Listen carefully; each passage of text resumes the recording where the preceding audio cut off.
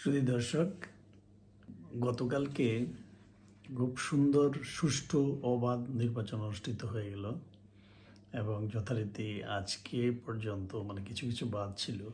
আজকে পর্যন্ত 299টি আসন সবগুলো আসনের ফলাফল প্রকাশিত হয়েছে আর কি বেসরকারিভাবে।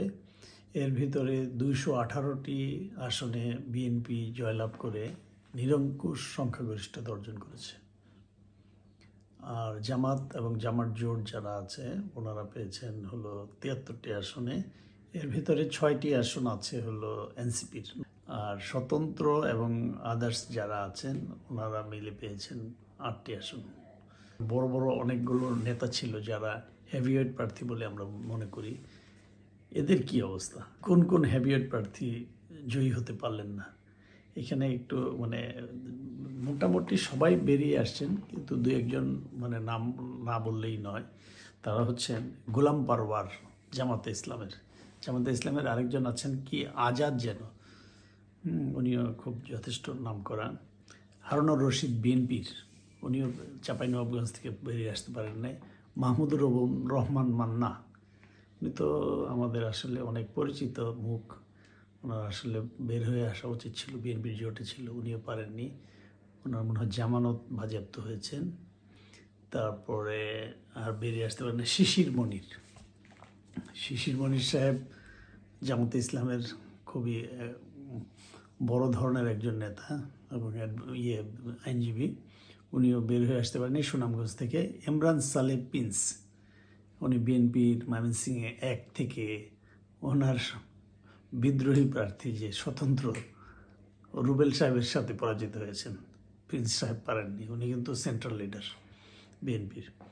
আমিনুল ইসলাম বিএনপির আমার যে আসন সেখান থেকে উনি ঢাকা 16 ওখান থেকে উনি পরাজিত হয়েছেন। উনি জাতীয় দলের ফুটবলার ছিলেন। এখানের কর্নেল বাতেন সাহেবের কাছে উনি রিটায়ার্ড, ওনার কাছে পরাজিত হয়েছেন। সার্জিস আলম দিনাজপুর থেকে পরাজিত হয়েছেন। মামুনুল হক সাহেব মোহাম্মদপুর আসন থেকে পরাজিত হয়েছেন। সবচেয়ে ইন্টারেস্টিং হচ্ছে জাপার, আমি যেটা চিন্তা করেছিলাম জাপা মনে হয় অনেকগুলো সিট পাবে, জাপা একটি সিটও পাননি।